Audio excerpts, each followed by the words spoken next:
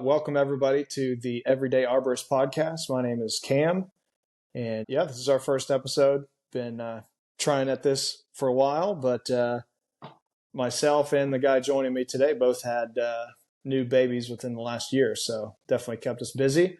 But glad to kick it off tonight. And a little bit about myself. I live in Nashville, Tennessee, and get to work with the city of Franklin on their urban forestry team in the parks department. So taking care of all the trees in city parks, city-owned property, and streets that are not managed by HOAs.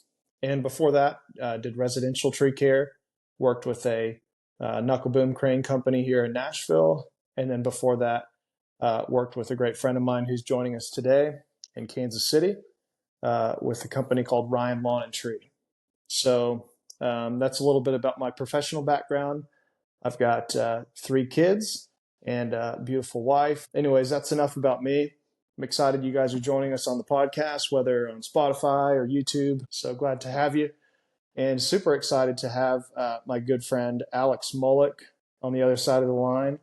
And I worked with Alex in Kansas City. He was a crew leader of mine. And then even throughout these years of not being in Kansas City, we've kept in touch and just talked about our day-to-day lives and encouraged each other or just heard about each other's weeks. So I thought he was definitely great to have on this first podcast, like I said in the intro episode. And then hopefully we'll be seeing more of him, having him kind of a co-host when we have other friends on. So everybody, welcome Alex. Yeah, would love to just hear about you, your background, maybe your company that you have, and have at it.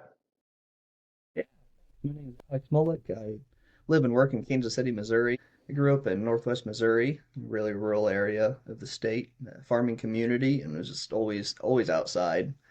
I see that, like Cam said, we've got a 1-year-old son now, and I see that in him too. He just loves being outside, and it's been great. So that's what I've done my whole life.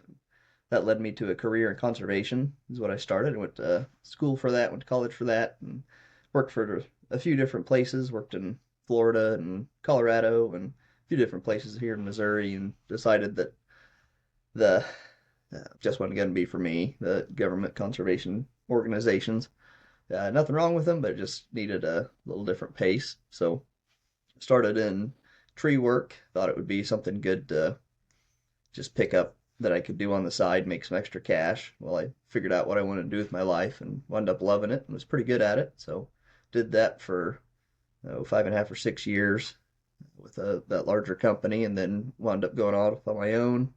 Been doing that for 4.5 years now.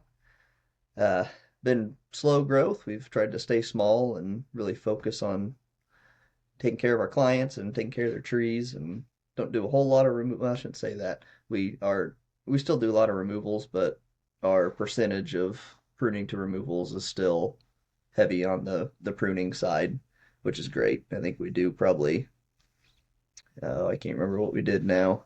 Shoot, I should have looked that up. We do significantly more pruning than we did do removals over the past few years, which is great.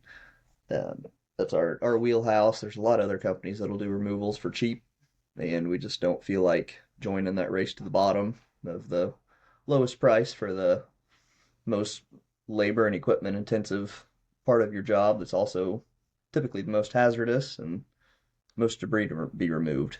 So we don't really want to play that game. That's fine. We don't have anything against tree removals. It's especially as coming off a conservation background, you understand that you should see the organisms as a population instead of just an individual, which is hard. And sometimes with urban tree care, it's a little different because you might have that really nice urban bur oak or something that's a few hundred years old, and you definitely want to maintain that, keep that as long as you can. So that's where I see the differences in my conservation background as opposed to urban tree care. I've definitely become, I won't say more of a tree hugger, but I definitely have more of those tendencies now where I don't really want to cut down a big, mature, nice, long-lived species. Yeah. If it's a mature Bradford pear or something, I don't have any problem with that, or a tree that was just planted in the wrong spot.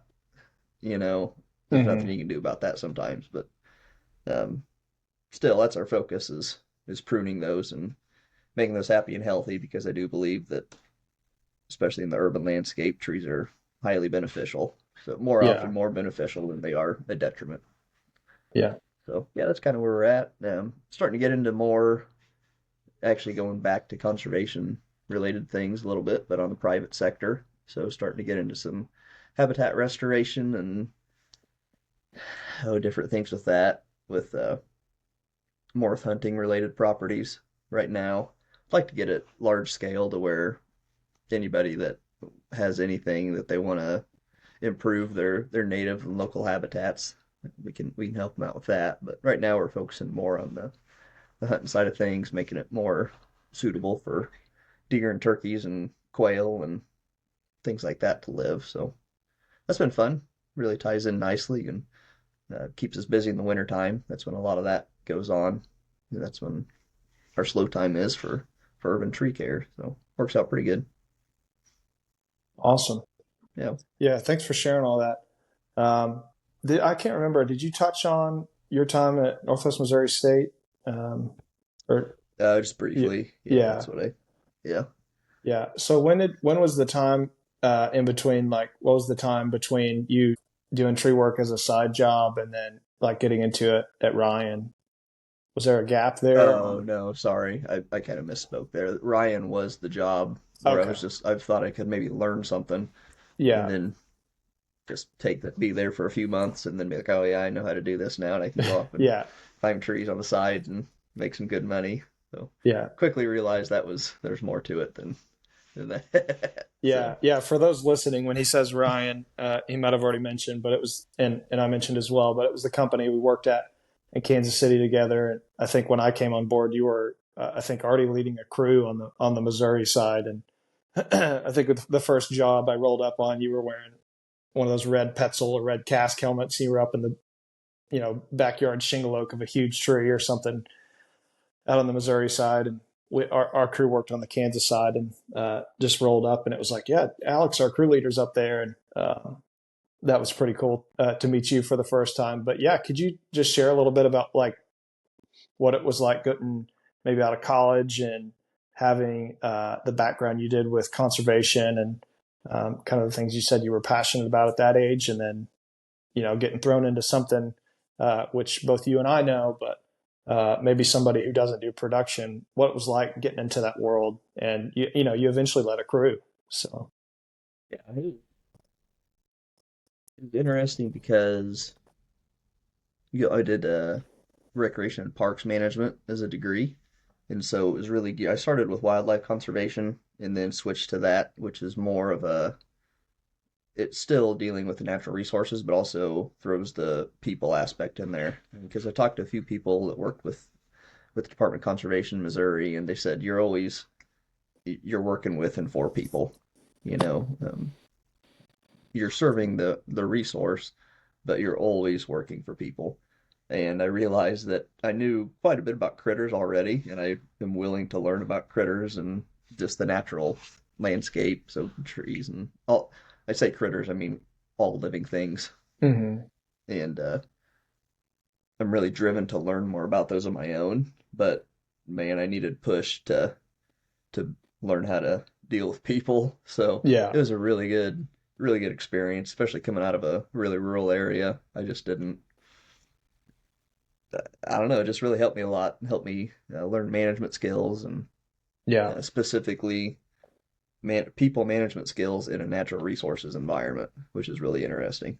yeah, Because a lot of times we can tend to, we like to stop and smell the roses in the middle of the day, which is a huge perk of the job, yeah, especially conservation related things, because a lot of times you're working way out in the middle of nothing all by yourself, and that's you're not getting paid too much, and just great to be able to do that. So yeah, there's nothing wrong with that. That's the way that is. So I went from that to back to what I kind of a just a form of working that I enjoy more, where it's I guess high intensity, very physical, mm-hmm. very driven, and that I operate better on a day-to-day basis that way. That's better Yeah, for my mind if it's always always working and uh, yeah, so that production tree work was definitely different in that regards because you're always in nature. It's the first job I've ever had where I really didn't want to be outside when I got home. I just Hmm. wanted to hang out Yeah. inside for a while Yeah. and Yeah. chill. Catch some So AC. Yeah. yeah, so that was different. But yeah, it was different because especially if you get up in a really nice oak that you just want to enjoy, you just take it Hmm. a little bit slower. You Oh can dial yeah. it back to 80%, turn it into a really smooth climb.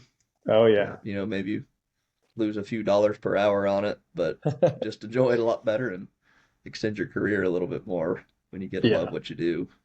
Yeah, I think I sent you a picture the other day. It was like one of those flashback things where your iPhone sends you, 6 years ago at this date, and it was a picture of you about halfway out on a big limb walk on a, red oak or something. But you were doing that same thing of just kind of you turned out, just looked at the horizon, and yeah, you got to love those moments. You get those couple pieces of deadwood, and then you look down and look out. You're like, I can't believe I get to do this. Yep. Especially if you Not get a that nice not that it's city. easy, and not at the same time you're not maybe mad about the price of the tree, but it's the little moments in between all that where you're like, okay, it is pretty nice to be up here. Yeah, absolutely. It's a unique experience that a lot of people don't get, Yeah. especially if you catch a nice view like over the city or something, and Oh yeah. just pretty nice. Yeah. That is the What? benefit of now having my own company is I can I bid a tree this winter. It was we had a slow stretch for a couple of weeks. We had a really rough winter here in Kansas City this year. Cold, a lot of snow, and I should say rough for work. And it was great. It was beautiful. We actually had a full winter season, which we don't usually get, but not a lot of ice and slush. It was just cold enough to have really nice fluffy snow, and it was Hmm. great, but Yeah. kind of rough for production. And we had a slow few weeks there, and I'd bid a monster white oak, just a spectacular tree. And there was only like four pieces of deadwood in the entire thing, and I think two raising cuts just for where they'd left it really low. And I just used my pole loppers and made a couple snips. And this is a 60-inch diameter white oak, just a sweet tree. Hmm. And man, I bid that thing at like 50% of what I should have, just because I wanted to climb it. Yeah. And Worth the experience. yeah, Yeah. you bet. Still made a little bit of money on it, but Yeah. yeah, you're able to do that. It's just good especially like I said, when you're slow like that, you're not Uh-huh. pushing to get to the next job. Yeah, yeah, Yeah. it's good. Um, I guess going back to a little bit before we get into your company, I always remember you even from the start and then eventually being on your crew. You were really good at the climbing side of it. You were passionate about that, but then, every time you had an opportunity to fell something, it was like, this whole other side of you. You were really excellent with a saw and really passionate about teaching people how to fell, how to kind of be a marksman per se with felling. So you were really good at both of those things. But when did that kind of click? Did you kind of have that in your back pocket coming from some of your childhood or like how you were raised and some experience around uh, farm, or did you kind of spend a little bit of time at Ryan and then those things click? You're like, man, I am really pumped about these two things. The climbing, I've been climbing trees since I was, I think, 4 years old. My mom, Yeah, maybe yeah, probably three actually. My mom took a picture of me stuck up in a little silver maple that we planted in the backyard because she let me play outside while she did dishes and just leave the window open. And if she heard me screaming, she'd come out and check on me. But she yeah. just poke in every once in a while, make sure I was still moving. And that one day I climbed up in that little silver maple. It was probably 20 foot tall, and she heard me hollering, and she came out there and couldn't find me. Realized I was stuck up in that little tree, and she went back inside and got her camera, and then came out and took a picture, and then coached me Oh down from man, it. So I've been climbing trees for a long time, just free yeah, climbing, and I think that's helped too, because I trust them. I'd rather climb a tree than a ladder any day. yeah, yeah. And but as far as actually climbing, I didn't really have any formal tree climbing before Hmm. Ryan. It just something. It just made sense to me. Yeah. The knots and the way the gear works, all that just kind of clicked.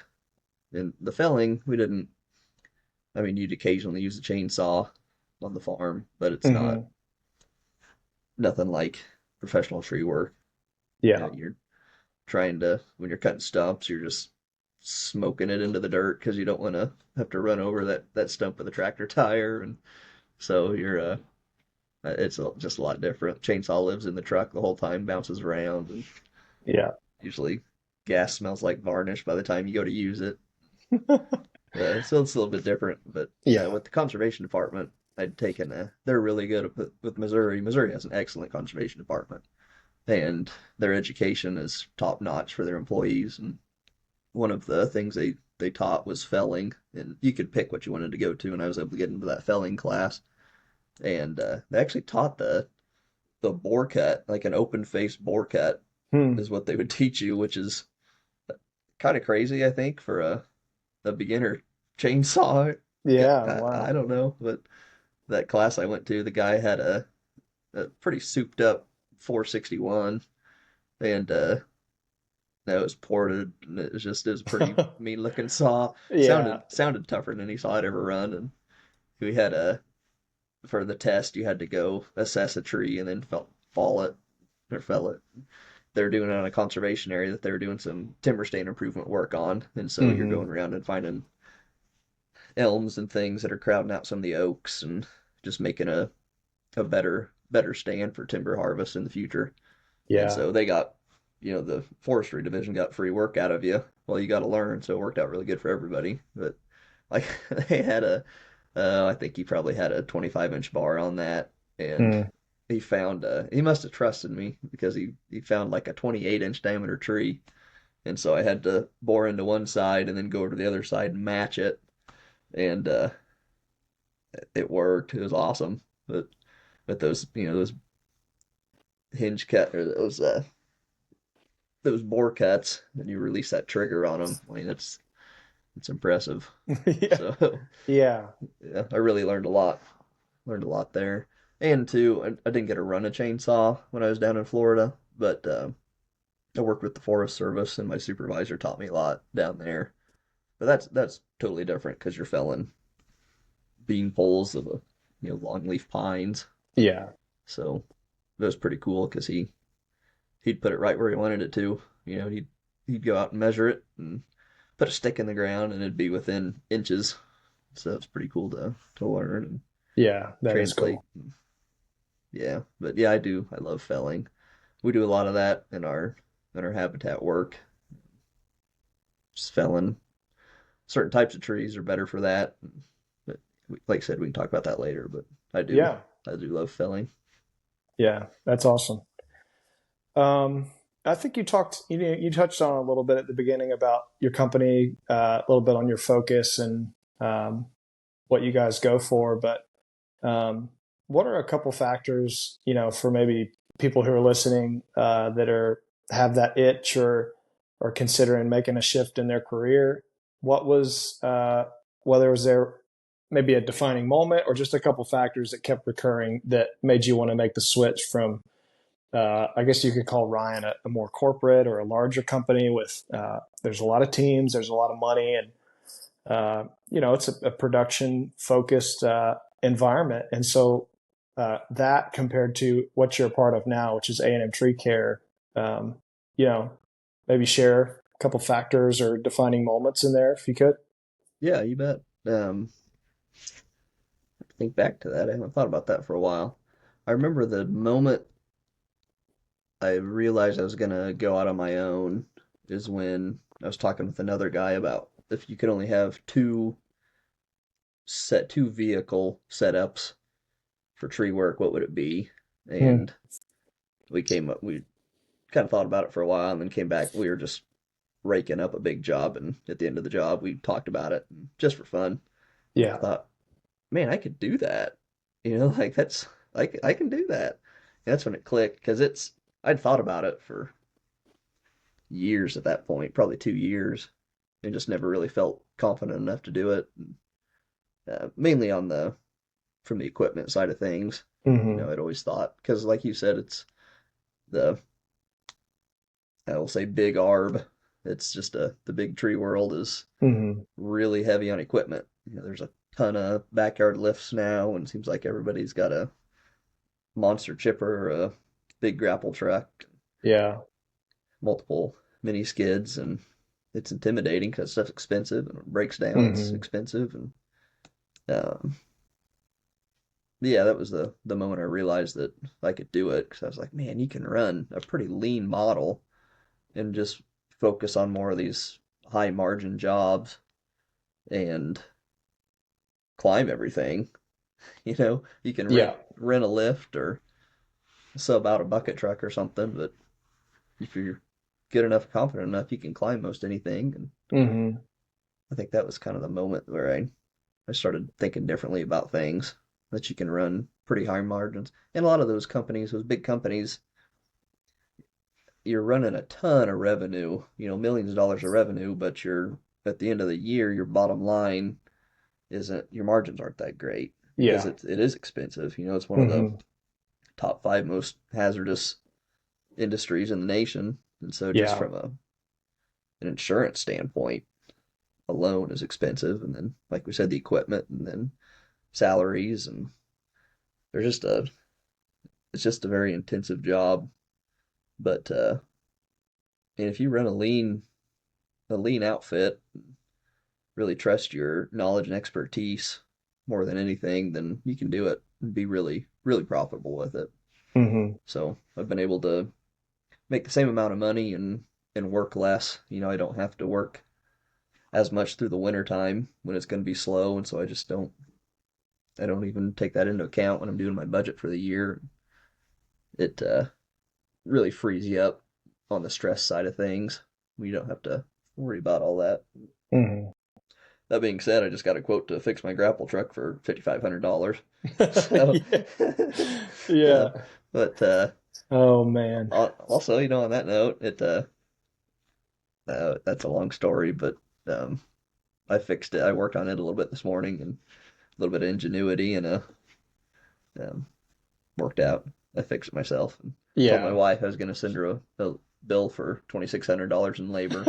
That's what I It's saved. it's uh it's custom busted and now custom fixed, I Yep, guess. exactly, exactly. Yeah. It's back to where it should be. So Well, if this is the same grapple truck I'm thinking about, maybe you could enlighten those who are listening what you named it. Do you is this still the truck yeah, that it's the same. Yeah, yeah. it's Miss Piggy. Yeah, the Yeah. the guy I bought it from was a farmer up in northern Iowa that does had a bunch of hog confinements, and he bought it off of a auction site with the intention of being able to go around all of the CAFOs and pick up the dead hogs from the week with it and put them in the back and put them all in one spot. But Oh it didn't man. work for him, so that's why he sold it. But Yeah. it just wasn't efficient. I mean, the truck works great, just a little single axle grapple truck, and we went that route rather than chipper because at the time it was pretty cheap to. This is probably 2 years ago, 2 or 3 years ago when I bought it. It was pretty cheap to dump it. There's a lot of dump sites around town for it, and just a lot quieter and safer and cleaner than cleaning up after a chipper. And trying to kind of rethinking that now. I'd found an old chipper in a barn that I'm working on because Hmm. one of the dump sites shut down, and all of them have raised their prices because a lot of guys are running grapple trucks now because it makes sense, especially when it's so Hmm. cheap. It Yeah. just adds a extra hour onto my day when I have to go to the dump. And I think if I can get hold of a little 1 ton dump truck, then I can do a lot of the smaller pruning jobs that I do anyway. I've been just running a trailer with them and then bringing them back to the house and picking them off the trailer with my grapple truck. And then when I get a full load, then running to the dump, and it just doesn't seem too efficient. But Yeah. still keeping the grapple truck because I just can't. When we do those removals, it's really, really nice to have. And I can do some custom picking jobs for guys too. And some of the smaller companies that just run chippers, sometimes it's more beneficial for them if I can just run over and pick up an old brush pile or Hmm. pick up some logs or something. So Yeah. yeah, it works. But yeah, Yeah. just learning and diversifying and still running low overhead, taking care of your stuff. Hmm. It's been working out pretty good for me so far. Yeah. Well, before we move on to the next part, I just wanted to highlight Ryan again. It was definitely a part of my formation as an arborist, and we kind of listened to a little bit of how it was a part of Alex's, and so there's a lot of guys who still work there that we're hoping to have on this podcast, and hopefully Alex and I can get to chat with those guys and hear about their stories as well. And it's been really cool to have a front row seat to A&M from the very beginning. I still remember the day that you walked in the office and told Brooks and I that you were stepping into that new chapter, and we were so pumped for you. But yeah, so that's been really cool to see that evolve and become what it is. And, as you explained, kind of a diversified thing and with a lot of flexibility for you. And, since this podcast is called The Everyday Arborist, I hope that maybe within each podcast we can hear what the everyday looks like for each guy or girl who's on. And so, you know, I guess a good question to pose would be like, what does this week look like for you, or what does a day out of this week look like for you? This was a week. This was a week. We've had a we've had an excellent spring. We've had like I said, we had a really strong winter season. We've had a really strong spring season. It's just been slow warm up. Today or tomorrow is going to be in the upper 80s, but other than that, it's just been great weather. Turn off a little dry now, but had just the right amount of rains, and uh, it's been good. People have been able to be outside and look up and see that their trees are still there after winter time, and remembering they've got trees. It's been a pretty good spring as far as work goes. So we did. Got to think back now. So, like I said, my truck was in the shop earlier this week. I took it in on Saturday, and they said it would be done by Tuesday for a job I really kind of needed it on Wednesday. And I called them on Tuesday, and they hadn't even started on it yet. And so it that kind of threw a wrench into the plans for a Wednesday because that was a pretty big job. It had two removals on it. Not big removals. It was a Siberian elm, a three stem elm that had maybe 20-inch leads, and then a 18-inch hackberry that was right over the house. And so uh, definitely enough where the grapple truck would have been nice. But instead, we just loaded up the old 18-foot equipment trailer and Oh yeah, hauled it up, and it worked out. It's nice to have those days because it reminds you of the tree work is hard. You know, when you when you get a machine or get a big crew together, then it you kind of forget how hard tree work is. So it's good to do those every once in a while. And it's nice to yeah. have a backup, even if it's just a trailer. But we were shoving logs in the back of the truck too, loaded it up, and then loaded up the trailer. So it was Little good. CrossFit, yeah, Yeah, yeah, definitely got our workout in for the day. But it was good. It was still a good job. Still finished on time and just had to work a yeah. little harder for it. Then Wednesday did a job that we just bid by the hour, which is great because it was just show up and the guy was there hauling off the debris and burning it on site. And the guy that's helping me part time wound up cutting his finger with a chainsaw. Hmm. Um, just made a silly mistake and got pretty lucky. We got really lucky actually. I Yeah. just didn't even wind up having to get stitches. We did pretty good field care on it. That was fun. I just went through my first aid kit and reorganized my hazard bag. Probably Impeccable two. timing. I Yeah, know, probably yeah, 2 weeks before that. So everything was there. I knew right where everything was, and uh, it was good. He was pretty shook up. It was scary for him. That was the first time yeah, he'd been really injured like that. It it was a good experience for everybody, I think. But yeah. just remained calm, and I was as soon as I saw it wasn't.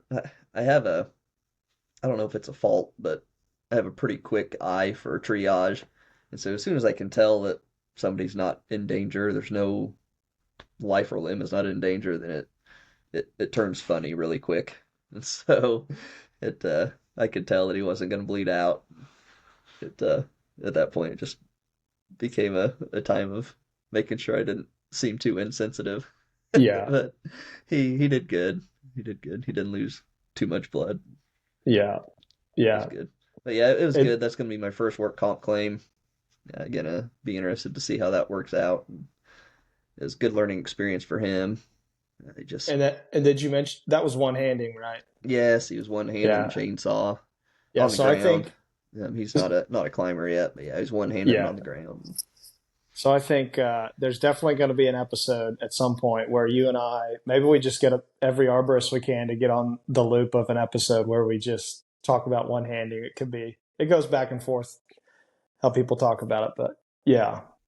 Well, Yep, that's what happened. I It think was a there's things that little can be Echo learned. Yeah. battery saw too, so I think Yeah. that's he was just like he didn't feel like it was a real chainsaw. I Yeah. think, and Always the little ones that shark bite you. Yeah. yeah, yep, it got him. But like I said, got really lucky, and definitely I'm not minimizing the situation at all because Yeah. Yeah. Totally. things Yeah. are learned on all sides. I Yeah. need to tighten up my expectations a little bit. And he needs to. We just need to have a sit down and Mm. just remember that tree work has a lot of hazards that can be mitigated. A lot of our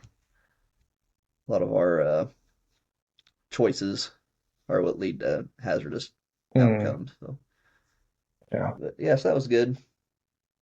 Um, Man, I can't remember other than that. It was a week.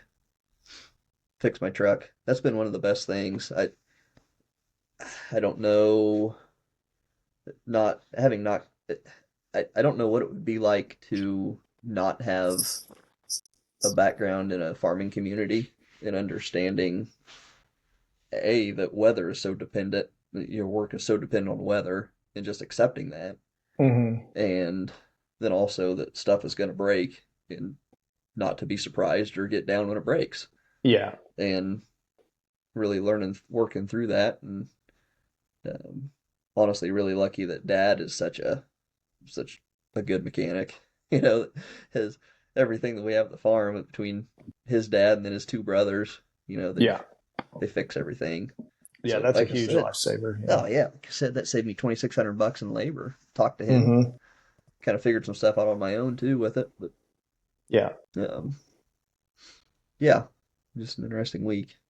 Yeah. At some point, it can be frustrating. The company I worked at here in Nashville, it can be hard when those weeks hit where you've got the hose or the fitting or something goes out and, you start seeing the numbers behind those bills. And then when you get on a job, you're thinking, okay, well, ideally this maple removal or this hackberry removal would be going towards my bottom line or, my family.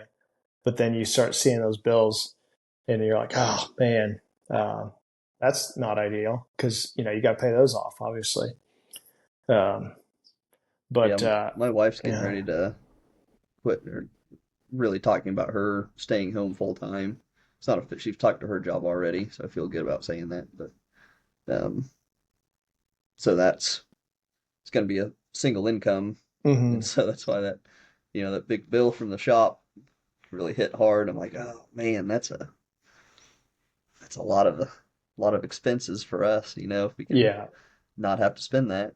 hmm, So that's where the ingenuity comes into play, and being willing to, I won't say take a risk, but being willing to tear into something yeah, fully know, as long as you don't tear into it to the point where you can't put it back together, like keep all your pieces. That's the first the first rule of intelligent tinkering is to not throw away any of the parts. So hmm, just take it apart a little bit at a time and watch a lot of YouTube videos. And yeah, yeah. I always go back to the old Mark Maish, who was the mechanic at our company in Kansas City, or one of them that worked in the steel saws, and he would always tell us every time we took apart a 200, take a picture of the all the parts laid out before you take it apart. And that yep, was always funny, and somehow I would still always be missing or put the part back wrong. So, yeah, yeah, there's a lot to them.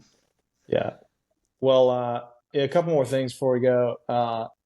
I have a dear friend of mine that, this is not an ad. I would, love ads in the future, if anybody who's listening is interested. But this is a shameless plug on mental health. As Alex shared, like the week he had, or each of us have crazy weeks that can cause our mental health to kind of implode or do whatever it may do. And so a friend of mine and his great friend have started something here in Tennessee called the 3% Co. And it's based off the theory that they have that men are 97% honest with who they are, what's in their head, what's in their heart.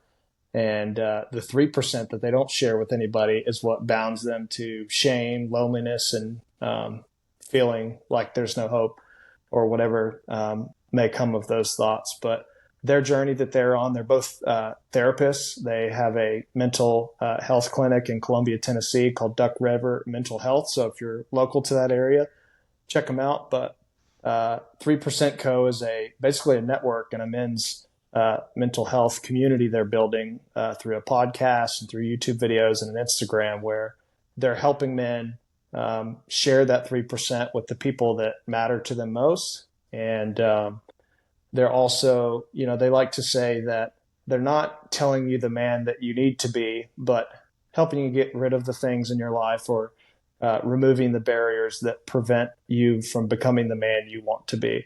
And, Jamie, who is the friend that I'm mentioning who started it, was the crane operator at CHOP with me, the company I worked with in Nashville. And man, I just remember all the windshield talk we had on the way back to the shop about my life and his life, and how he helped me. So I'm just super grateful for him. And, I don't think it would be right for me to not, do that little shameless plug for anybody listening.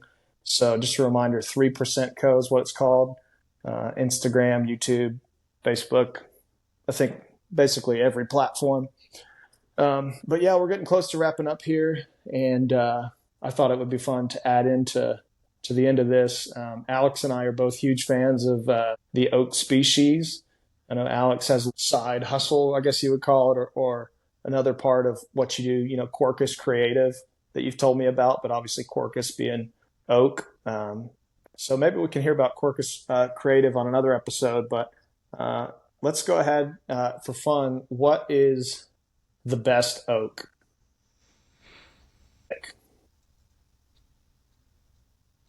I'll default to bur oak. It's just so majestic. Excuse me, so majestic. You get choked up just thinking about it.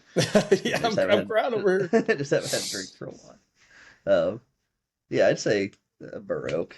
They can, Yeah. especially in our part of the world, in western Missouri is historical prairie, kind of spotted by, at least where we're at in the river bluffs, Missouri river bluffs here. You've got some pretty good oak forests traditionally, but historically it was dominated by prairie, and so those bur oaks would be.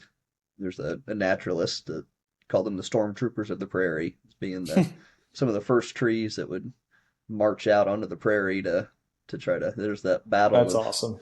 the edges, of the forest trying to overtake the prairie, and the prairie pushing back into the forest edges. A lot of that through fire.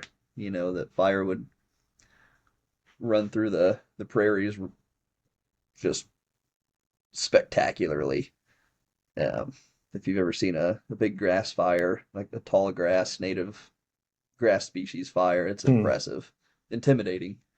And so historically, you'd have those fires coming through, and they'd run through the grass and usually would stimulate those prairie ecosystems. It's highly beneficial for that, but then it would burn into those trees and it would kill the saplings and kill the thinner bark trees like the hackberries and elms and locusts and things like Hmm. that. But those bur oaks have such a thick, corky bark to them, and they're so good that a lot of trees aren't, I'll say, designed to grow by themselves and really spread out.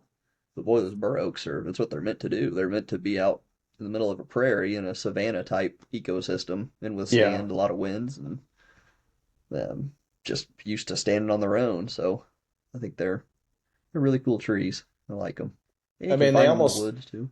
Yeah, go they ahead. almost deserve their own episode. I think we just got to slot it out already. Yep, I think that'd be fun. Oh Yep. man, Most yeah. recently, though, my favorite one has been one that I found up on our farm. Um, an old fence line that hasn't been touched for a long time. Huh. Dwarf chinkapin oak, which is Mm. just really neat little tree. So You named that one, right? Did you name that or I'm going to. There's okay? one, yeah. There's a row of them. There's about a quarter mile of fence, and there's a bunch of them through. There's a few dozen of them, but that fence line it's gonna get dozed out someday. I just know it. So it's the way it Yeah. goes. But there's a couple of them in set back in the woods into our piece a little bit, and so I'm gonna swamp out all the cedars and Oh man. locusts around them and make him happy and healthy and Yeah. put a fence around it and say do That's not cut awesome. this Yeah. Do tree not enter. Yeah. because they just look kind of like a chinkapin if you're not paying attention. Hmm. But then you look at it a little bit more and you're like, it's a little bit different. And then they're just neat little trees. They're cool. Yeah. I'd really like to get some acorns going, and I think they'd be an excellent urban species. Plant Hmm. a little grove of them because they don't get super tall, and I think that'd be great. Yeah. We need to do maybe in the Bur Oak episode we maybe try to look into how to do that acorn process and talk about it a little bit because I'm curious about that too. Yeah. Yeah, that'd be good. Bring on somebody who knows what they're doing on that. Yeah. Yeah. Speaking of naming trees, I sent you that heritage oak that was a cultivar breed between a bur oak and an English oak. And myself and the urban forestry team planted that there in Franklin, Tennessee, at Harlansdale Farm, right on the main road that goes into Franklin. And who knows how many thousands of people drive by that area every day. And we had cleared a bunch of nasty hackberries out and of that area. It used to be an old mechanic shop, and the city bought it, and it's converted to add on to our park. But yeah, we planted that right by, not right by the road, but it's basically the first tree eventually that will be kind of a noticeable tree when you come into that area. That'll take some time to get there, but yeah, I remember being super pumped about that, and some guy was like, "Yeah, I think we should name that after you, Cam." I'm like, uh, so my middle name is Roland, so we called that the Roland Oak, Oh, nice. That's and cool. so now it's got some stakes around it and a little gator bag, and I actually pass it on the way to work every morning. Oh, I cool. look at that little gator bag. I'm always making sure the stakes are, you know, all shored up and everything. And this last week, it's really started to push its buds and swell out with the leaves. So Yep, that's been super fun. that's cool. Yep. But yeah, well, hey, we are wrapping up here. About 45 minutes. I think it's a pretty good zone there. And I just want to thank Alex for joining us on this one. And like I said, I think he'll be a frequent guest, co-host a bit of them. But yeah, super grateful for all the years that we've worked together, and then how we've stayed connected. And thanks for sharing all that you did. Yeah, thank you guys for listening, tuning in. And I still haven't really decided on the frequency in which we'll record or share these, but let us know what you guys think of this one. Comment or like or share it with other arborists. That always helps kind of get the word out and build this platform. And like I said about 3% Co, the mental health community for men, I always check in with those around you and feel free to check them out. You're not alone wherever you're at, whether you're a small business owner or just somebody randomly listening to this podcast. So, but anyways, just want to thank everybody for tuning in. See ya.